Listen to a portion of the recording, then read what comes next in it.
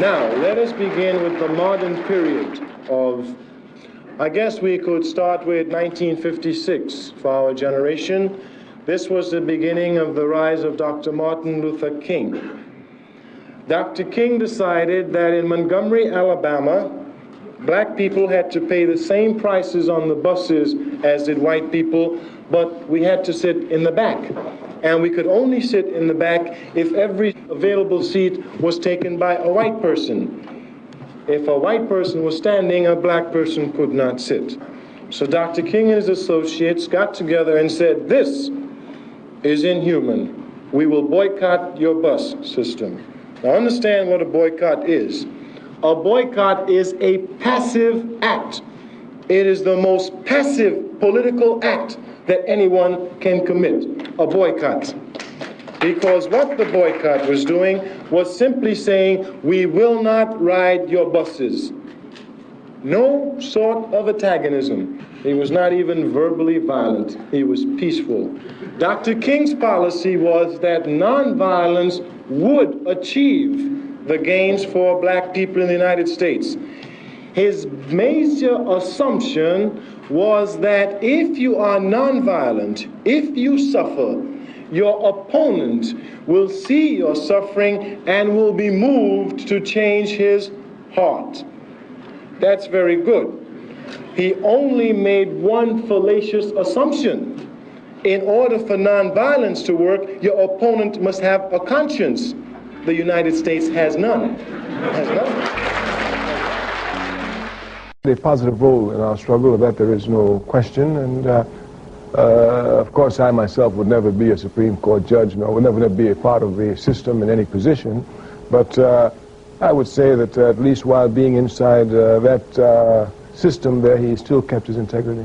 I, William Jefferson Clinton, do solemnly swear. The American capitalist system, as a backward system, has a way of presenting history as if history is made by one man, one great man, one great woman.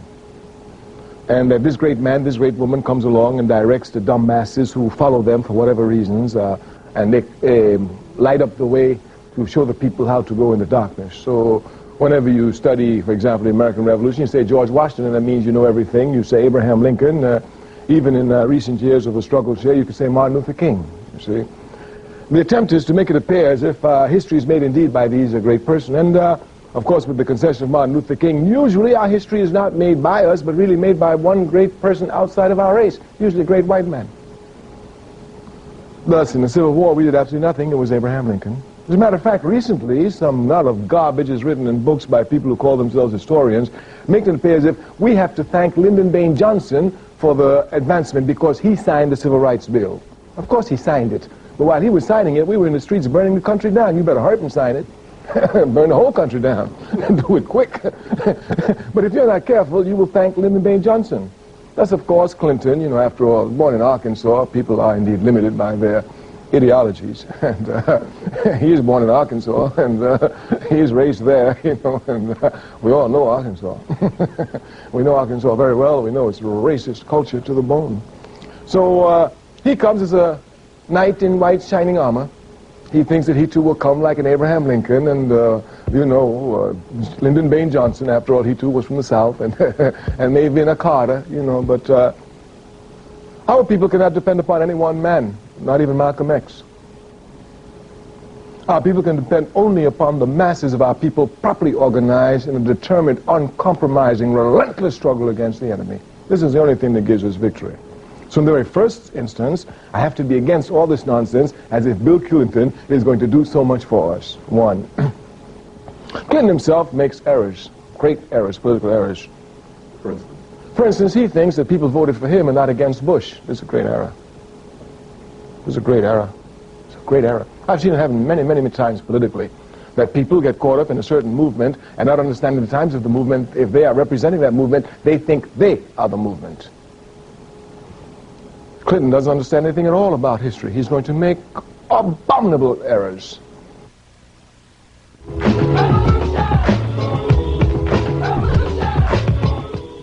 When Nixon ran again, talking about the vote of the Africans, the importance of the significance, rather, the significance of the African vote in this election, When Nixon ran against Kennedy, it was the Africans that put Kennedy into power.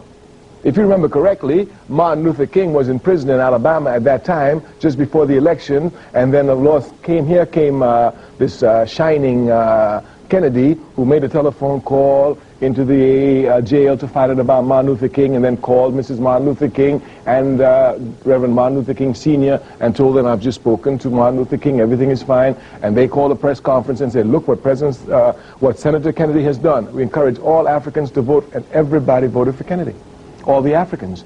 And if you look, Kennedy didn't win by this wide margin that all these historians mystify. He won by a very slim margin against Nixon. So Nixon knew it was us, you know. But if you look at the Africans in the Democratic Party, now I'm not a Democrat. I've never voted in my life in the Democratic Party, and I never vote in the Democratic Party. It's racist and it's capitalist to the core.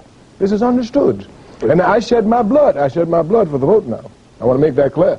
Some people get confused. The vote for me has never been the road to liberation. It's only the means of organizing my people. I know that. I was a young man in Harlem when they disbarred Adam Clayton Powell. Harlem had no representation. We continued to eat and sleep and take drugs and continue life just like always. When Julian Bond was elected, when we were young in SNCC in Atlanta, Georgia, and they refused to see him because of his position against the war in Vietnam. The Africans in that area, his congressional district, continued life just as we've not been having any mayors, and we've been having life, and even with the mayors now, the quality of life has not improved at all. So I've known the vote is never what? You vote for once in 4 years and that's your political responsibility? That's the height of bourgeois propaganda, making the people politically irresponsible, thinking their irresponsibility is limited to a one-day vote. But politics is every day of every minute. You have to be aware of what's going on, not voting on one day. So the vote has never meant anything. So I'm not a Democrat. But one thing is clear. Jesse Jackson, undeniably, has done more for the Democratic Party than any other African in this country. This is an objective fact. More than Ron Brown, certainly. More than Vernon Jordan, certainly. For the Democratic Party, I'm speaking. Because every African that Jesse registers is by definition an African. I understood this even in my early days for SNCC.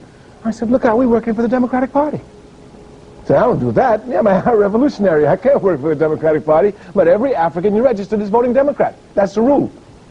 So this man, Clinton, comes to power and thinks that he can decide which African he will deal with. He's going to get his own Africans. He thinks he's going to tell us which African he's going to impose upon us. I say, I'm not a member of the Democratic Party, but I know if Jesse Jackson has less power than every other African Democrat in this country, he has more influence over voting Democrats than any other African in the country. That's a fact.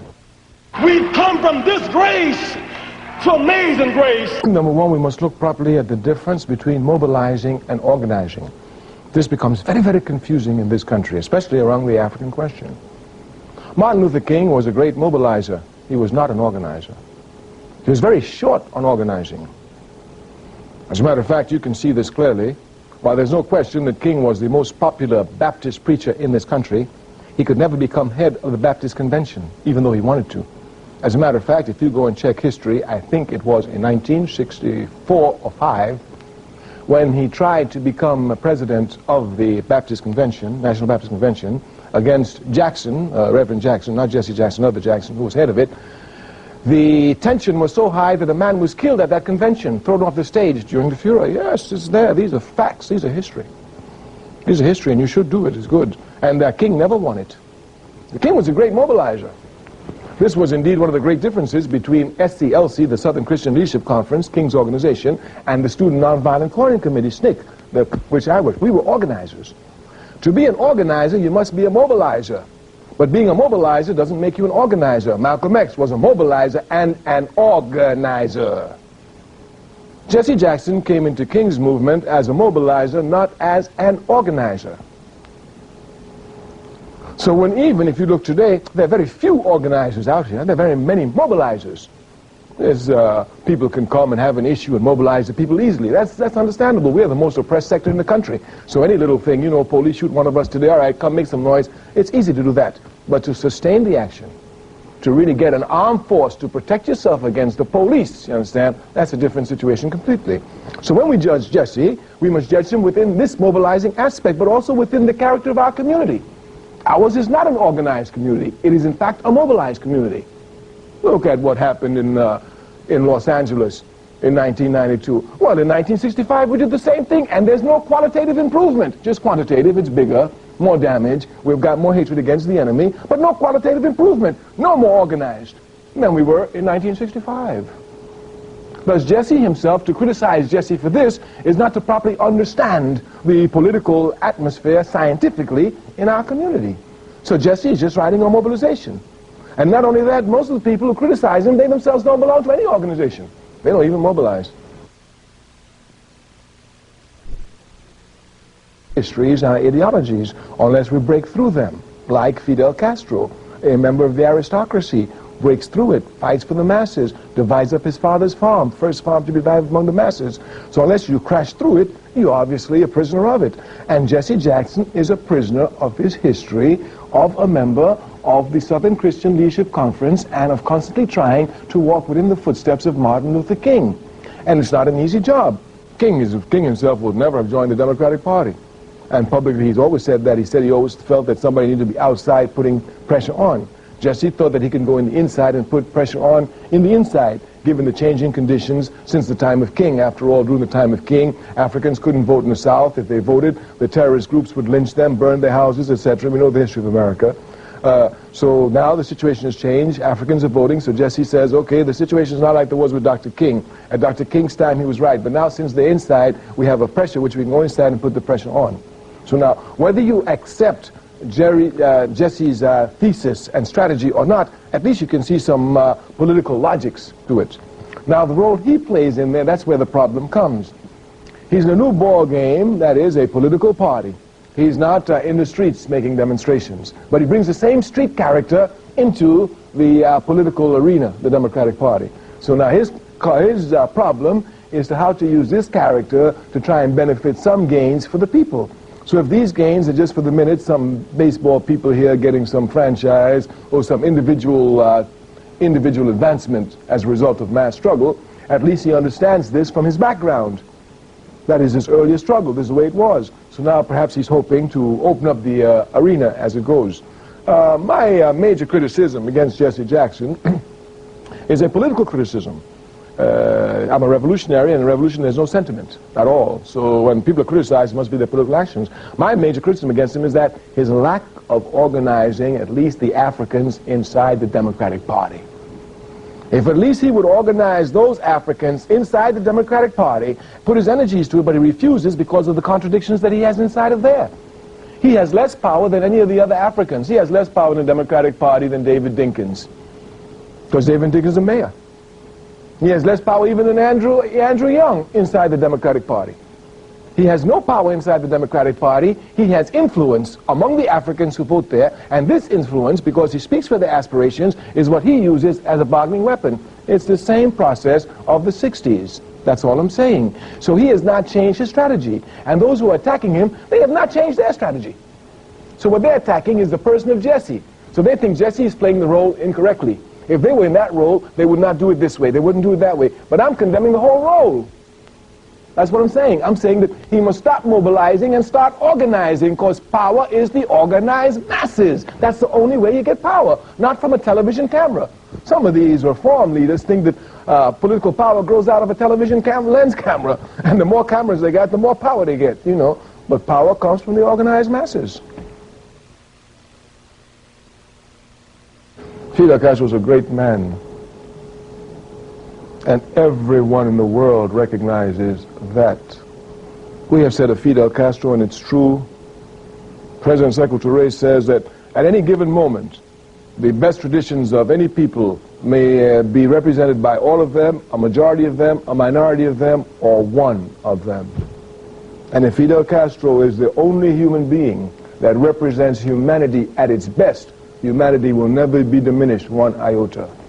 Fidel Castro is a man of great stature and great comprehension. A little island like Cuba. He has himself leaped beyond this island of Cuba. He is known everywhere throughout the world, and he is respected everywhere throughout the world, except by capitalist pigs. Everywhere. America has no right to talk to Cuba. Cuba can teach America so many things. America says that it's one of the richest countries in the world, and even demeans Cuba because it's one of the poorest. Yet the conditions of health of a child in Cuba is better than the conditions of health of any child in America. From the child, that child is born, until it dies, it will have a doctor in its community that will monitor every movement it makes, free of charge. Because Fidel Castro understands that the most important thing in a society is the quantity and quality of the people and their rising level of consciousness that they have, first of all, a responsibility to other Cubans before they have a responsibility to themselves.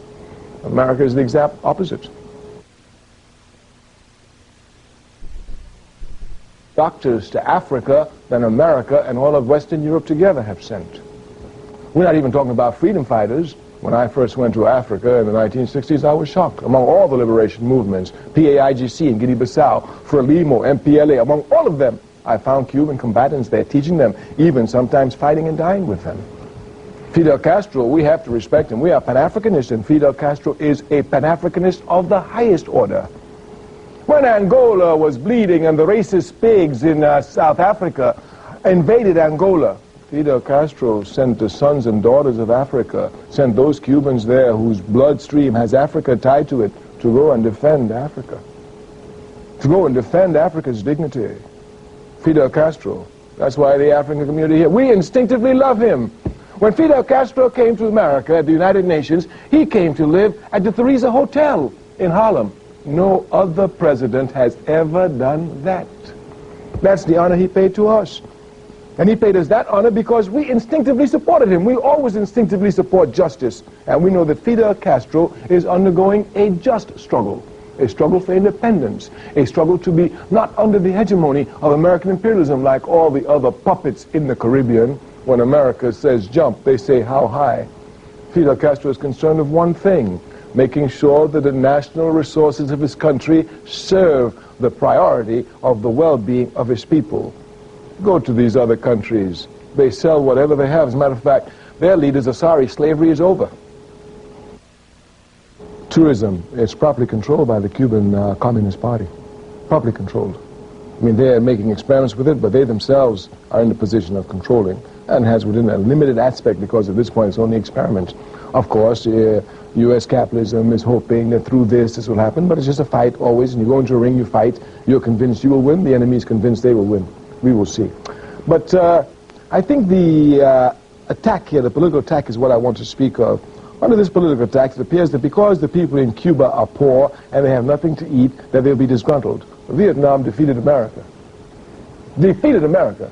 And I was in North Vietnam. I had one of the greatest honors of my life. I had lunch with Ho Chi Minh in North Vietnam when American planes were bombing North Vietnam. One of the greatest honors of my life. And the Vietnamese who fought America, they fought America, and every Vietnamese soldier had not one bowl of rice a day. That was their ration.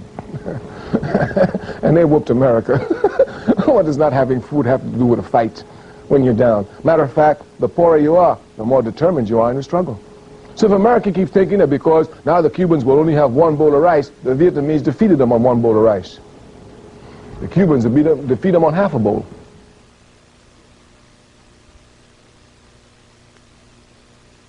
Haiti is a very, very, very, very important island in the Pan-African struggle. Haiti brings pride to Africans who know history. In 1803, Haiti was the most democratic country in the world. It was the only country in the world that did not allow slavery on its borders. The only country in the world in 1803. Once you properly understand this history, because you know these capitalist pigs have such a way of making it appear as if we've never done anything as Africans. We don't know democracy. We don't know democracy. In 1803, Africans gave the freest world, the freest nation to the entire world. The only country in the world that did not allow slavery was Haiti. And not only did not allow it, but the only country in the world that put its natural resources towards fighting against any oppression was Haiti. Simon Bolivar, who liberated South America, anyone who knows the history knows it was Haiti that gave him the money, outfitted him with ships to start the struggle. And the Haitians demanded only one thing of Bolivar. When you free Venezuela, when you free Colombia, when you free Argentina, when you free Peru, free the slaves. The only condition of which they required of Simon Bolivar. This is history. You can't hide the truth, and if you know your history, you look for your history, you will find it. You can imagine the threat that that Haiti imposed upon America since 1803. There was nothing that American imperialism, one other thing I must tell you, from this period, 1803, Haiti fought every major European power, the Americans, the French, the Spanish, the Germans, the Portuguese, all of them, trying to bring Haiti down, and not one of them could make Haiti renege on her democratic principles. On that country, there would never be on that territory a slave. Every man, every woman was free. You just make it to Haiti and you're free, no slavery. Everywhere else there was slavery, everywhere else. In the great America, they were, let's not talk about that. So anyway, you could imagine the threat that Haiti posed. American imperialism, all of its life, had only one objective, to bring those slaves back onto the plantation. There was only one objective, bring those slaves back to the plantation. And America, France, all of them could not bring Haiti back to the plantation. Even after slavery was made illegal throughout the Western Hemisphere and was even abandoned and emancipation proclamations were read everywhere, Haiti continued to be the guiding inspiration for Africans throughout the Western Hemisphere. It was not until 1915 that American imperialism could put the heels of the Marines on Haiti, install Papa Doc, a scum of our race, one who would bow down to the wishes of imperialism and rape his people without the slightest mercy. And since then, that's where Haiti has been, and that's where it is to this day. And it's certainly not Bill Clinton who's going to liberate it, just the masses of Africans. The organization that the Honorable Marcus Garvey foresaw for us in the Universal Negro Improvement Association will be a reality. If you look everywhere, you will see the conditions being stacked properly for Africans to begin organization. And if you look at our struggle, one thing about our struggle, one of its characteristics, while spontaneous, is that it spreads like wildfire. I mean, when you look at our struggle, it shocks you. You know, like a sit-in movement starts in, or you can go back before that. A Montgomery bus boycott starts in 1954, right, in Alabama. Do you know within 6 months there's a nonviolent bus boycott in South Africa, Azania, led by Chief Lefuli of the African National Congress? And just to show you how fast it spreads, 3 sit-in students get arrested February 1st in Greensboro, North Carolina. By the end of February, 3,000 students will be arrested. When we start something, we are so oppressed that once the light is seen, everybody reacts. Look at the independence movement in Africa. In 1957, Kwame Nkrumah led the way with the independence of Ghana. They laughed. He was different from the others. By 1960, 2/3 of Africa would be independent. It would sweep the Caribbean. Within 6 years, by 1966, practically all territories of Africans would be liberated except the stubborn ones like Azania, South Africa, Namibia in the past, the Portuguese ones where they were defeated and where they will be defeated, etc., etc. If you look at rebellions in this country, even just recently, in 1965, the first one started in Watts. By 1968, 300 cities would burn in this country under the torch of angry Africans. We have, in our character of struggle, not only is it spontaneous, but once it starts, it spreads like wildfire. And we have all the conditions and all the milieu prepared now for organization. Once we begin to organize, it will spread like wildfire. The enemy encourages that. So, for example, if we would look at the situation of Africans in America, if we don't look at the enemy, we'll say, well, look at them, you know, they're so dirty, they're on drug addicts, they're just killing each other, you know. For example, brother told me, you know, oh, trouble with us is that we're just killing each other. I said, where? He said, in Chicago. I said, where else? In Los Angeles. And where else? And in New York. I said, and where else? And in Florida. And where else? And in Philadelphia. I said, and where else? He said, well, all over America. I said, where else? He said, well, all over America. I said, where else? I said, how about Azania, South Africa? He said, well, yeah, that's true, too. I said, how about Brazil? He said, well, I don't know much about that. I said, well, look down there. Wherever you look, you see us fighting each other. So if you're just looking at us and you're looking at the enemy, you can make no analysis at all. None whatsoever. As a matter of fact, your analysis is completely faulty. It's one-sided.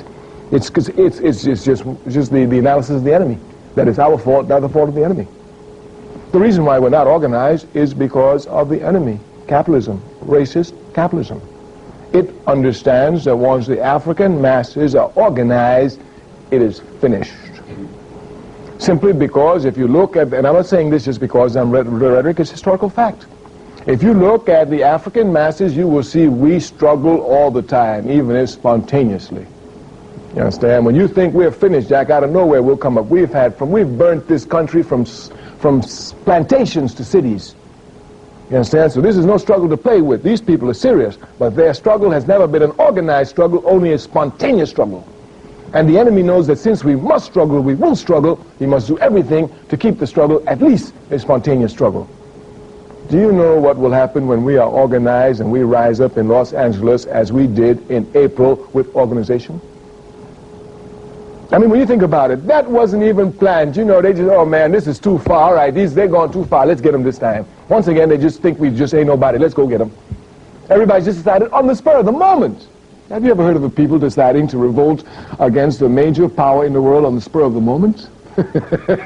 You better not play with these people, because when they organize, they'll take it hands down. So the lack of organization is the enemy.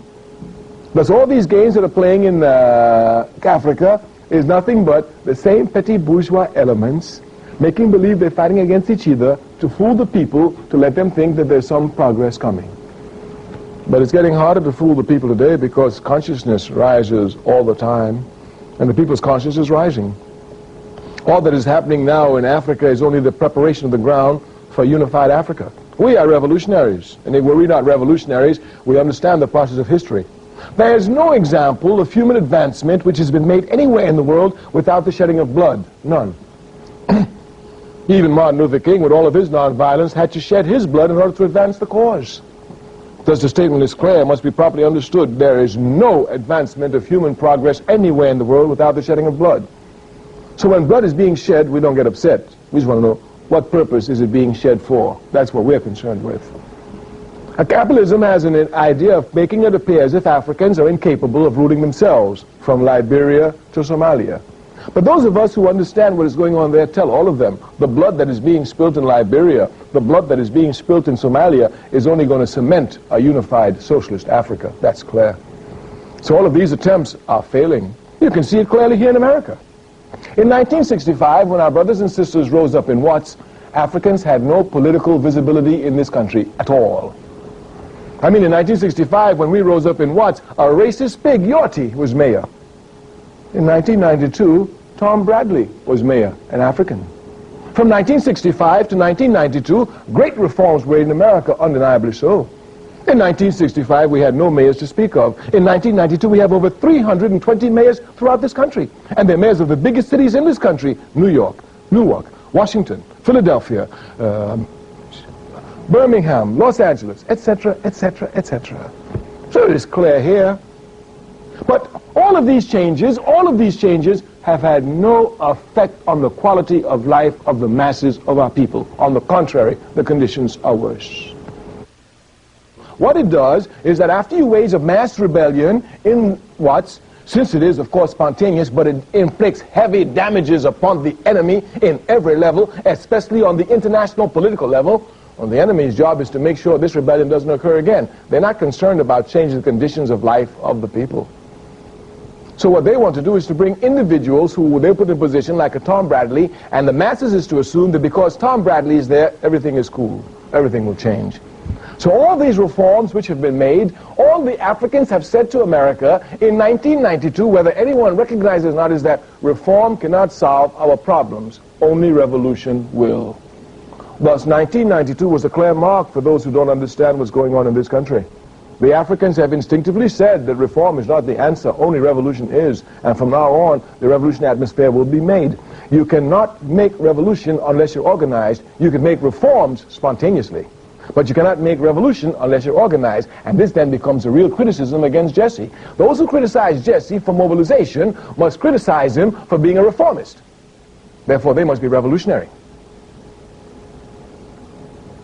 Because revolutionaries can't play with mobilization. Revolutionaries must be organized because they want the seizure of power.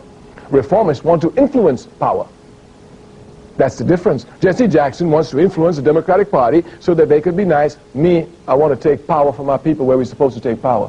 I don't want to influence nobody. I want the power. So if I want the power, I don't come with little men station and say, hey, Clinton, do this, give us that. No. I say, Clinton, we got X number of Africans in the country, they voted for you, this is the X number of power I want. End of discussion. But there's no question, it's true. I mean, we don't even have to wait till there. We can go back even before, in Chicago, with the disciples and the Blackstone Rangers and the work of Fred Hampton. One of the reasons that Fred Hampton had to be assassinated was because he was bringing the Blackstone Ranger, the gang in Chicago, along with disciples, another gang in Chicago, which were rival gangs, together against the police. It is clear, but we don't have to go that far. Malcolm X is a living example. But all revolutionaries start this way. Even Mao Zedong has built his army off of bandit armies, because they do have the courage. They are rebelling, but they don't have the sense of scientific rebellion. And they're just confused, that's all. Malcolm had no sense at all. He was totally confused, but he was rebel. He had hatred for the capitalist system. When in jail under the Honorable Elijah Muhammad, he began to channel his energy correctly. He began to see clearly. Their energies are not correctly channeled. They are channeled by the police. It's the police who spawn gangs in America. It's the police who bring drugs into the community. It's the police who control the drugs in the community. It's the police who organize Africans to sell drugs in the community, making it look like they are not involved in it. And certainly if it's not the police, they ought to resign because they don't know how to do their jobs. We've been having a lot of discussions with them. As a matter of fact, we did a video with the leadership of the Crips and the Bloods when they tried to come together 2 years ago, before the rebellion. And this constant work is being done.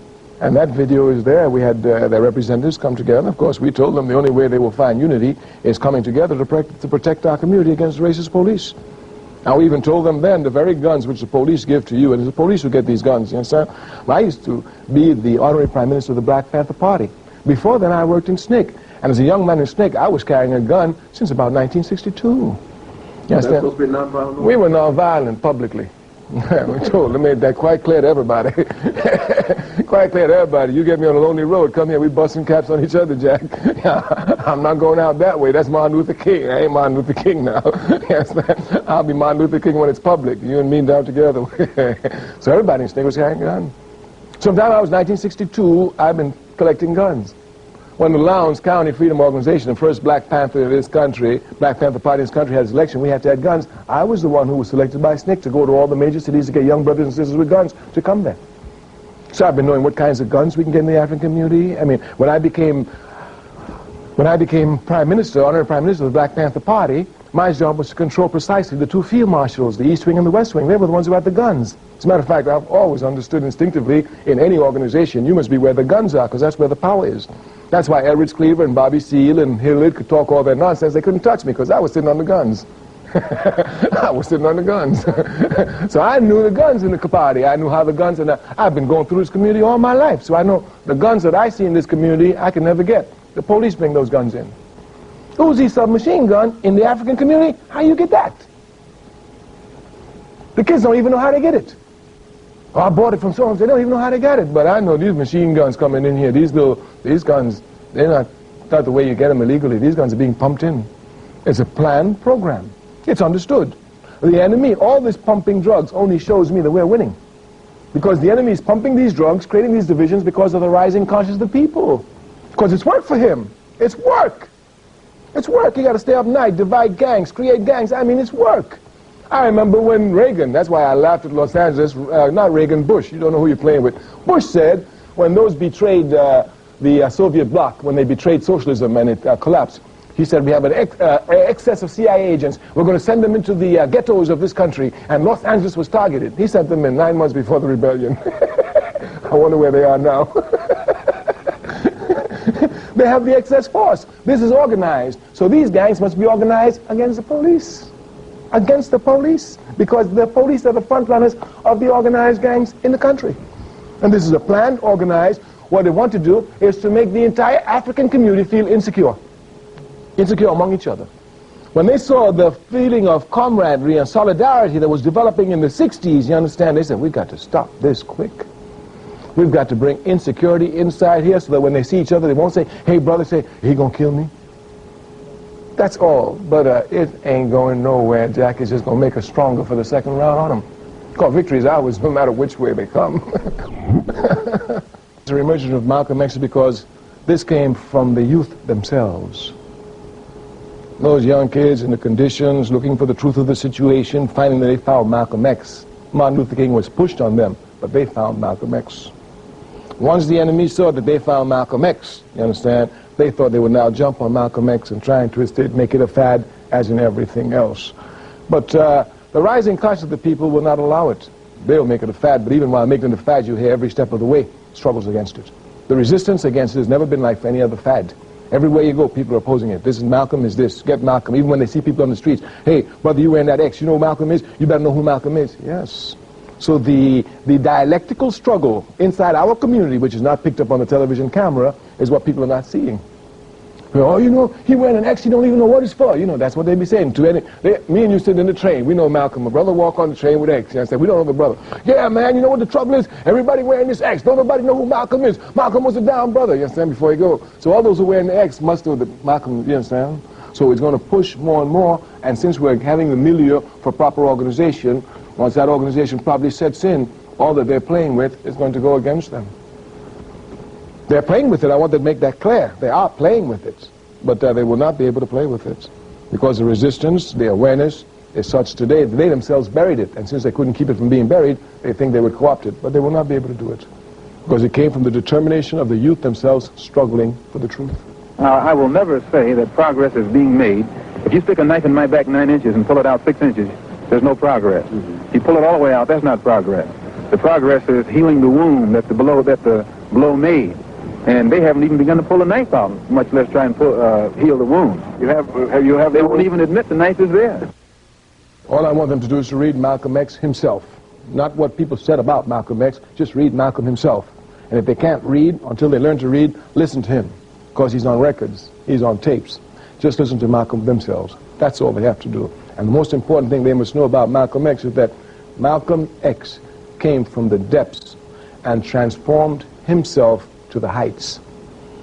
He came from the lowest depths to the highest heights. He was a criminal, he was a pimp. He was willing to sell African women, and he transformed himself to a man willing to give his life for a woman. So the main thing they must know from Malcolm X is that they have the same responsibility to transform themselves from one who thinks only about themselves and living on the community from one who comes to defend the community, to take nothing from the community and to want to only give everything they can to the community. That's the most important lesson. Skin may differ, but affection dwells in black and white the same. There's no question that King was killed by the FBI. There's no question. Of course, you must understand people get confused. I mean, J. Edgar Hoover has a job. It's a scientific job, just like any other job. His job is to maintain the status quo. He worked very hard at this job, J. Edgar Hoover. You must understand it. People don't understand Hoover, you know, that's why they make mistakes, you know. Hoover worked very hard at this job. And by the 1950s, he had everything uptight. I mean, the Communist Party was running for cover in this country. The Socialist Party was running for cover. I mean, he had everything everywhere he wanted. And the group that he didn't think about the least, the slaves, they're the ones who jumped up. He wasn't even thinking about Montgomery. He didn't even have Rosa Parks' telephone line bugged. And she jumped up on him. And when she sat down, every African in this country stood up on their feet. And then he had one of the biggest problems he'd ever had in his entire life. A movement that would transform the status quo of America in an irreversible manner. That's what they did. So you can imagine J. Edgar Hoover. And J. Edgar Hoover was not stupid. He knew that King, you know, was the one who was doing this. He knew King with all his nonviolent rhetoric. He knew King with all of that. He knew King at heart was against injustice to the max. And he knew the capitalist system was unjust. So he knew King was his diehard enemy. So Hoover is faced with a problem. King allows for other groups to spring up, like the Panthers, you know, and these other groups. But it's King who's making this possible. So Hoover is now faced with a problem. Since King's been rising since the 50s, now it's the 60s, and look at the country. I mean, you know, and all of it is because of these Africans. And all of it is because of King, and now the ones he brings. So Hoover has to make a decision, all right, we have to stop this. And of course, his thinking is that the leaders do it, so, you know, the communist infiltrators got the leaders, so let's wipe them out. So Hoover, just like anybody, will sit down, all right, There are people like Huey Newton, there are people like Kwame Touré, people like Jamin El-Amil, you know. These we got to kill, definitely. No question about it. They have to be killed. Then there's King. But he knew one thing about King. King was an honest man, and that's what messed with Hoover. Because Hoover would have done everything possible to corrupt King. But King could not be corrupted materially. That's what messed with him. Because King was a preacher. Could you imagine a preacher in the South not liking Cadillacs? You know you had to kill King then. Now, I understand very clearly all the dialectics involved. People get confused in history. But the Student Nonviolent Coordinating Committee was the first of the human rights organizations in this country to make its position against the war in Vietnam. Martin Luther King was not the first. We were. At that time, I was the chairperson of SNCC. I understood instinctively that unless King made a position against the war in Vietnam, we would be isolated. So SNCC had two tasks. One was to rapidly spread this anti-Vietnam sentiment among the masses of our people rapidly and give it a political channel. And two, put moral, non-violent, unremitting pressure on King to take a position on Vietnam. As I have walked among the desperate, rejected, and angry young men, I have told them that Molotov cocktails and rifles would not solve their problems. I have tried to offer them my deepest compassion while maintaining my conviction that social change comes most meaningfully through nonviolent action. But they ask, and rightly so, what about Vietnam? They ask if our own nation wasn't using massive doses of violence to solve its problems, to bring about the changes it wanted. Their questions hit home, and I knew that I could never again raise my voice against the violence of the oppressed in the ghettos without having first spoken clearly to the greatest purveyor of violence in the world today, my own government. King was a creative genius, and King's great contribution to us was not nonviolence, but he taught us how to face the enemy without fear. The problem in the South was that we were afraid to face the enemy, and King taught us how to face the enemy without guns. Once you teach a people how to face an enemy who's full of guns without guns, it don't take nothing to pick up a gun. For a transcript of this program, send $4 to Journal Graphics, 1535 Grant Street, Denver, Colorado, 80203. To place a credit card order, call 1-800-TALK-SHOW.